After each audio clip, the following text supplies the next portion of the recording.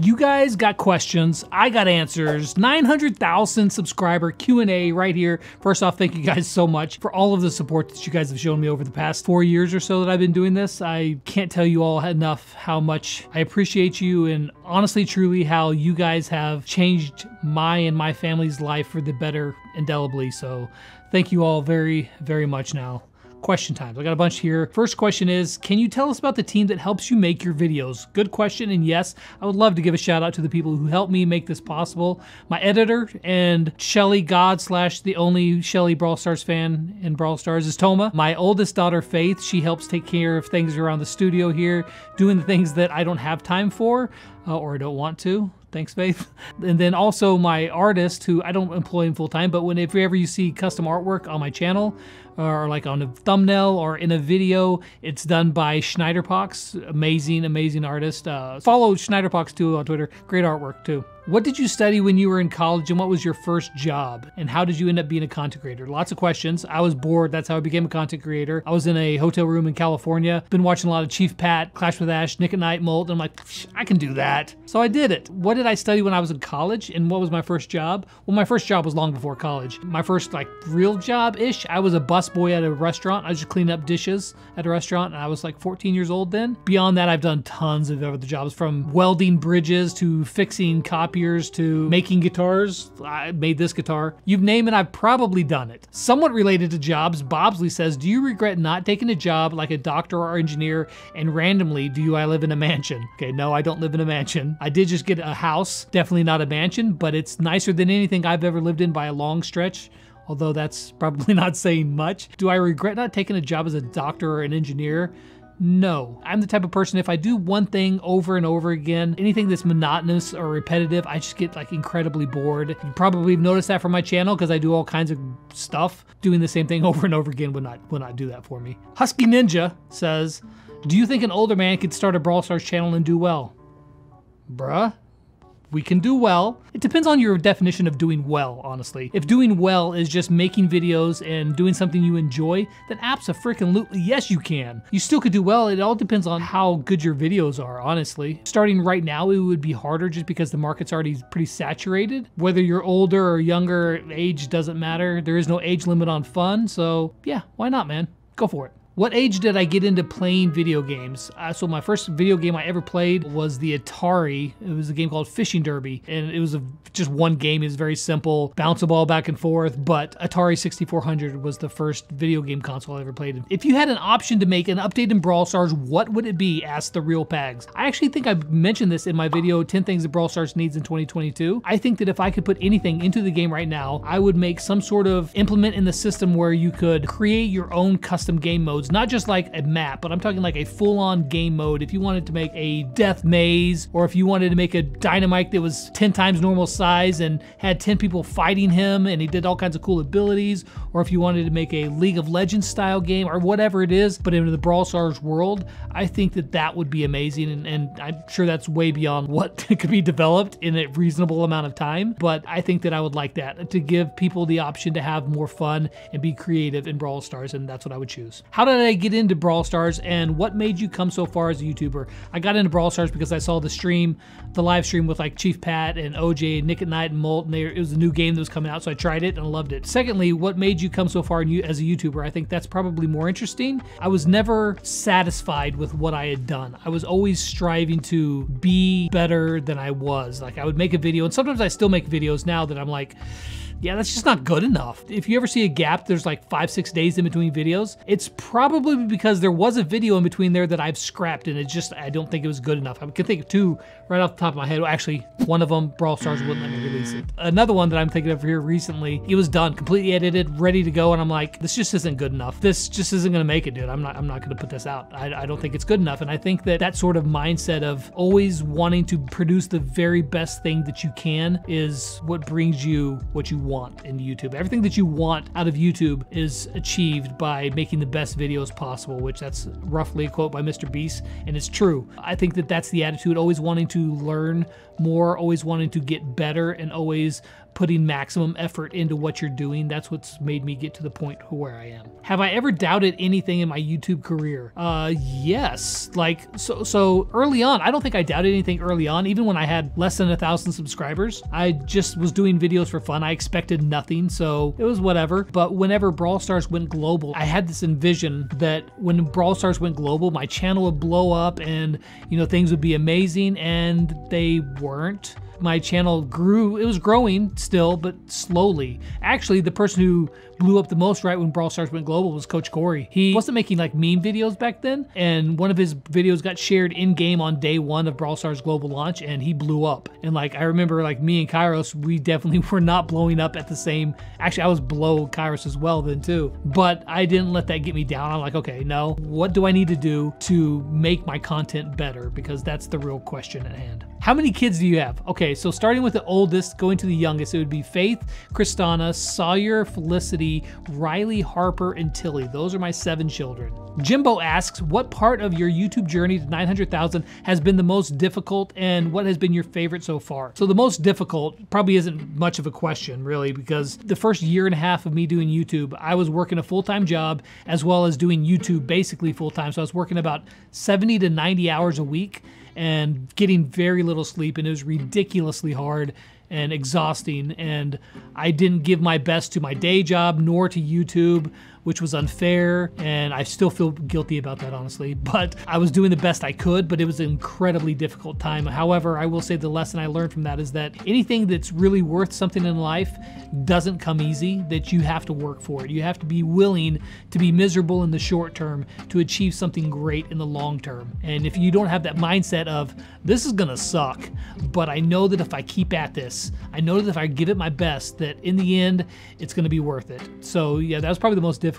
As for my favorite moment, I would say that the day that I quit my full-time job, I gave my 2-week notice, and my last day in the job, I walked out of there thinking, I've been working for a year and a half now, and I did it, man. I did it. I've made this a reality. Do I still play Clash Royale, and what is the highest trophies I've got? So I do still play Clash Royale, probably every day, honestly. The highest trophies I've ever gotten was only like just over 6,000, because I wanted the badge in the game. I'm like, I want to get 6,000 trophies on my profile because I want that badge. So like, I just played, got up to 6,000 trophies, and then I'm like, okay, cool, I did it. It really wasn't very hard to get there. I'm actually planning on a Clash Royale video very soon. My question is, what is your favorite candy? So I rarely eat candy, but if I had to like choose a favorite one, it would probably be like sour candy, like the, you know, like the long sour straws. Those are pretty good. I think those are good, but I don't eat much candy. Glock Z asks, how does YouTube impact your mental health? Like, does it make you feel better or worse? That's actually a really good question. I will say that it can do both. It's very easy to find yourself judging yourself and basing your own self-worth on how well a video does. Like whenever you publish a video, it'll tell you, you know, like out of your last 10 videos, how well this video is done in the first hour, 2 hours, 3 hours, however long, compared to your other 10 videos. When you see like a 1 out of 10, it's like, oof, yes, I killed it, you feel great. And then you see a 10 out of 10, you're like, bruh. So what makes it even worse is sometimes you put out a video that you think is going to be really good. You're like, oh yeah, I did good on this video. And then it's like 8 out of 10. You're like, oh. And that's the part of the problem, is that you don't know if it's like, was the video, what I did, just not good? Was the idea not good? Are people just not interested in this? Is the thumbnail not good enough? Clickbait people into getting to watching the video? I believe in good clickbait. Bad clickbait is, you know, here's a chick with her chesticles hanging out and you click on it and it's nothing. That didn't happen to me, don't worry about it. Who asks, I see you wearing the Thunder hat a lot, so which sports do you follow and which teams do you root for? Am I wearing the Thunder hat right now? I am. I wear this one because I just think it's a cool hat. I do live in Oklahoma City. I'm not a huge basketball fan, but I would root for the Thunder. Football, I root for the Patriots because my uncle played for them in the late 70s, early 80s, a guy named Mosi Tutupu. And then baseball, I would root for the Giants because I grew up in California. I've been to many San Francisco Giants games, so yeah. This guy's got a few questions. What are my thoughts on the 3 most recent Clash games? Which of the games do you think you will go global? And do you think that you would ever cover one of those games on your channel? So the 3 games I'm assuming would be Clash Quest, Clash Mini, and Clash Heroes. So Clash Quest, not really my style of game. I tried it out. It's not a bad game. It's just not my cup of tea. Do I think it'll go global in its current state? Probably not. Clash Mini, I do think will go global. I don't think it's going to be like a massively huge game, but I do think it's going to be big enough. And I think it's a really good game. I've got a Clash Mini channel that I haven't posted on for months. You know, listen, it's been a priority, but it's like priority number 4. 1 through 3 has been, you know, taken precedence and I just haven't gotten there. As for Clash Heroes, I can't really say too much about it, but I am very, very excited for that game and what it can be. If I could collab with any other YouTuber outside of Brawl Stars, who would it be and what type of video would that be? There's a YouTuber, a guy named Peter McKinnon, does a lot of like filmography stuff. And it's really good. I think that I would love to make a Brawl in real life style video, but with his storytelling and his cinematography, you know, with Brawl. So I think that'd be a really cool video. Peter, if you're watching this, I know you're not, but if you are, hit me up. The next one is for Tilly. Banana Lion asks, does anyone at your school know about your dad and the videos that you're in? No. No, none of them? Do they know I'm a YouTuber? No. Are you too embarrassed to tell them? Yes. Next one for Tilly is, what does it feel like spending all of your dad's money? Pretty good. Because I like being a dirty drummer. One more for Tilly, is Lex really a good dad? No. Am I a good dad? Yes. Next question is, what's the worst injury you've gotten and how? Oh geez, I've broken bones. I've had like 80 stitches in my body. Probably the worst one of that when I was a young kid. I fell out of a tree. I don't know if you can see the scar right here, but I have a big, massive 4-inch scar where I fell out of a tree and a little nub of a tree branch like ripped my arm open, cutting almost to my artery in my arm. If it would have hit it like a 1/4 inch away, I would have died pretty quickly. But I had to get stitches inside my arm. They had to like stitch up the meat inside my arm and then stitch up the outside of my arm as well. So that was fun. Will you be interviewing a voice actors again at some point? Well, I just did Fang not too long ago, but also I've been talking with the voice actor for Gale and planning on something very soon. I've talked to a lot of the voice actors and there's a lot of them who just don't want to do an interview. I try. Almost every brawler that comes out, I've gotten in contact with their voice actor. But yeah, look forward to Gale coming soon. Chase wants to know, why did you choose to start making YouTube videos? Again, because I was bored and I like being creative. And do you plan on playing any games besides mobile games? I assume that you mean on my channel, and that's an I don't know, but do I play any other games? Dude, I've put in more time in Elden Ring lately than I probably care to admit. It's a lot. Not as much as my editor, but I've played Elden Ring a lot lately. That's a really good game. If you decide to go play it, don't worry, I'll see you again in a couple weeks whenever you're finished with it. Do you or anyone from your family know BTS or any K-pop groups? Dude, I've got 5 daughters. 5 daughters. Do you think I don't know any K-pop groups? Bro, I got all your Stray Kids and Monsta X and BTS and Blackpink. You know what? I got it all covered, right? I know them. I kind of like some of them. My question is, how much money did you spend maxing out your brawlers to power 11? And how much did you get from Mr. Beast? All right, so going from 9 to 11, I think it cost about $4,000. And how much money did I get from Mr. Beast? 0. I lost money going out there to the trip. Now I got to make a video out of it, which in turn I made money from that, but Mr. Beast didn't pay me anything. I got a question. What has been the most exciting moment in my life? Easy. Birth of my kids. It's not even close. How big is my family? 7 kids, a dog and a cat, and a wife. Not in that order, I'm sorry, honey. And who is your dad? He's my dad? His name is John. I'm John Jr. And pretty cool dude. How much money in total have you spent in Brawl Stars? So I actually know this answer. I just found this out recently, and the total amount of money I've spent on my main account in Brawl Stars is, keep in mind, all level 11. I just gemmed it, and I have every skin in the game, $9,143. It's over 9,000. It's a lot of money. Can we expect an Omegle video version 2, please? Yes, you can expect it. I've actually been meaning to record that multiple days for the past couple weeks. The problem is that I will have to record for about 5 to 7 hours straight, hoping to get enough content to pack down into a 10-minute video. And then my editor has to, sort through all that footage. It's a lot of work, but they are good videos. They'll be a lot of fun. But yes, you should expect one because I will be doing another one very soon, actually. Yash is going off the board here. When did you have your first kiss in life and with whom? Like the first real kiss I ever had, her name was Sarah Ferguson, and it was at her birthday party in her backyard in her barn. I laid it on her pretty good. So that was my first kiss. Can you show your account stats? Sure, right here. Do you want to delete any videos that you've made? No, every video that I've really ever made is up on my channel for anybody to see. I know a lot of guys like Kairos, he's deleted like his first videos that he made because they're not as good as what he makes now, obviously, but I think that it's kind of part of the fun, right? Yeah, your first videos are probably going to be pretty horrible. pretty cringy, but it's kind of shows a fun, like, you have to start somewhere, right? You don't, like, first video that you make isn't going to be as good as your 400th video, just not. I mean, you learn as you go along, and I think it's fun to see that juxtaposition between the two spectrums there. And so I've left all my videos up for everybody to see. Why do you wear a cap every video? Asks 6 Wicks. Because I'm bald. But no, it's because I don't want to comb my hair, and it's way easier to just put a cap on than to comb my hair. I'm lazy. That's why. That's the truth. I'm lazy. What's my greatest fear that I've had since childhood, and do I still fear it? One of the biggest fears that I've always had was letting my parents down, being a disappointment, or being a failure in life. Like, I'm just the type of person where I don't like to feel like I'm responsible for hurting someone or letting somebody down or being the cause of disappointment in somebody's life. And so I've always tried to be the best that I could. I've failed more than times than I could possibly imagine, but if I wrong somebody, I always try to make it right as quick as possible. And I've worked very hard so that that doesn't happen. So, yeah. Donut Venom says, "Congrats, Lex. I had a question about your family. Have you had any rough times with your family and affording everything?" So, I mean, absolutely yes.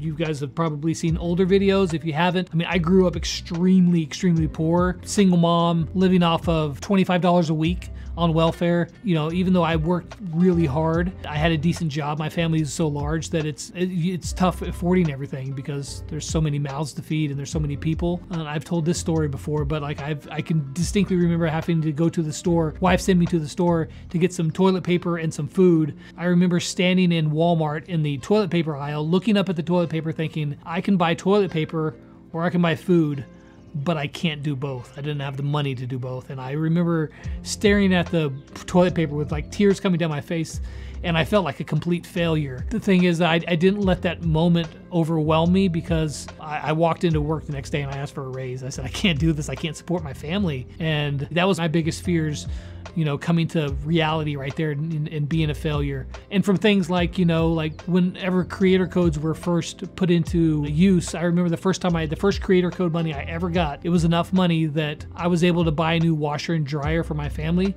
which we really needed because our dryer, you had to do like 3 or 4 cycles just to get them dry, and they were like really old and beaten up, knobs falling off. I remember getting that first payment from creator code money you guys provided, and I was so happy for my family. I'm like, bro, we got a new washer and dryer, fam. We got it. Our clothes are gonna be dry, they're gonna be clean. It seems silly maybe, but it was like a really big deal to me and my family, and that's because of you guys. So thank you very much for like all you guys' support. I really do appreciate it. If you could go back in time and choose an office job for double what you make creating content, would you? Well, that's a weird thing about money, is that they've done studies on this. I think it's like $60,000 in the United States. Once you reach a point of you're no longer like wondering, hey, should I buy food or toilet paper? Or once you make enough to live comfortably and you don't have to worry about money, more money on top of that doesn't really change your life. It doesn't bring you more happiness, at least not in the long term. It may short-term happiness, but in the long term, it doesn't really affect your happiness at all. So I would rather do something that I'm happy doing, something that fulfills me, rather than just making more money, because money is just money. It doesn't make you happy. It can help you from being unhappy, but at a certain point, it doesn't make you happy. Dylan says, can you play Wonderwall by Oasis on my guitar? I don't know if you have a guitar. Dylan, I have a guitar.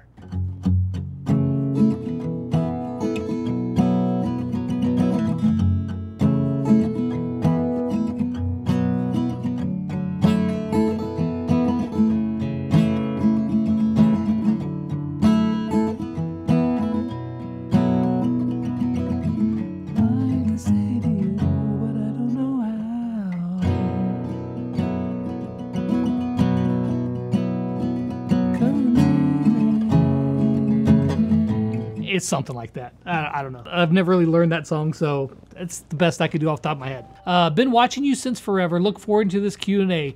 You always have something insightful to say. I don't know about that, but my question would be, what would you say to the people entering adulthood? Ooh. Man, I could go on for a while about this, honestly. I would say choose your sacrifice. Don't let it choose you. Let me explain. What I mean by that is a good analogy would be Peter Pan. This is kind of like the whole meaning of that movie, or at least behind it all, I think, at least to me. Peter Pan was a child who never grew up, right? Pan actually is like derived from a Greek word, I think like pos, and it means all. So he was like the god of all things that were young. And his nemesis was, of course, Captain Hook, who would represented like adulthood in this, right? And the crocodile that chased him that had a clock in him, it had already taken a piece of Captain Hook, right? In that time. That time was trying to catch Captain Hook, just like it's trying to catch us all. And eventually it one day will reach you and it will eat you. It's coming for everybody. But Pan decided that he didn't want any part of that, right? It was, why would you want to be an adult, some crazy dude with a hook on his arm? And so he stayed a kid. And so that sacrifice ended up being chosen for him. Like, he didn't get to be with Wendy because she was a normal person who wanted kids, and it seemed like there was some romantic connection there, but he chose that he could never love. He wanted to be a kid forever, and that sacrifice was chosen for him. So how does that relate to somebody entering adulthood? Well, kids are great because it's just like unlimited potential, right? They can be anything. Like if you were to go in to apply for a job and you're 25 years old and you're like, yeah, I don't got any experience, but I just want to learn, take on a new job. Like the employer would probably be like, yeah, they're 25. It's kind of expected. They don't know anything. It's whatever. But if you don't do anything with your life and you're 35 or you're 40 and you go in and apply for a job with nothing, they're like, okay, well, yeah, why are you've done nothing and you have no experience? It's not as acceptable to be a full-grown child anymore, right? You get pigeonholed into very small things that you were able to do. You don't get to choose anymore, right? Because, you can. I'm not going to say you can't, because you can always make that choice to work hard and achieve something later in life. I'm not going to try to say that you can't do that, but the path is vastly harder than it is when you were young. So if you don't make a sacrifice of like, okay, I'm probably not going to be able to do this, but if I can sacrifice this, I can choose this road for myself and I can make something of myself, rather than you just not choosing anything. And then eventually that sacrifice of all these options is chosen for you, and those are no longer options for you. You can't put off being an adult forever. I will say that I think it's wise to prolong moving out of your parents' house, as long as what's reasonable for you and your family. Saving up the money that you earn from a job while you're living at home, you don't have the expenses, and then you can save that money and you can use it to, when it is time to buy a house, rather than paying rent, you can pay for a mortgage that's building you equity. But you don't want to put it off for too incredibly long, because taking on responsibility is one of the things that gives you a purpose in life. And without any responsibility, you just kind of wander around doing childish things, and you never really have a sense of direction, and you don't have a sense of meaning and purpose in life. And that's only found through responsibility. And my responsibility is to my family, and that gives me a reason and a purpose to do what I do, and a purpose and a reason to exist. Without that, it would just be aimless. So prolong it is a reasonable amount, like through college if you can, or even maybe a year or two out of college, if you got a job. But when the time's right, make sure to choose your path. Don't let the sacrifice be made for you. Don't be a Peter Pan. Take on some responsibility, because that will give you some, meaning and purpose in life. Anyway, so that's it. Again, thank you all so much for 900,000 subscribers. Thank you all for supporting me on this journey. Maybe we get to 1 million in a year, maybe sooner. That's up to you guys, but thank you guys again. See you later.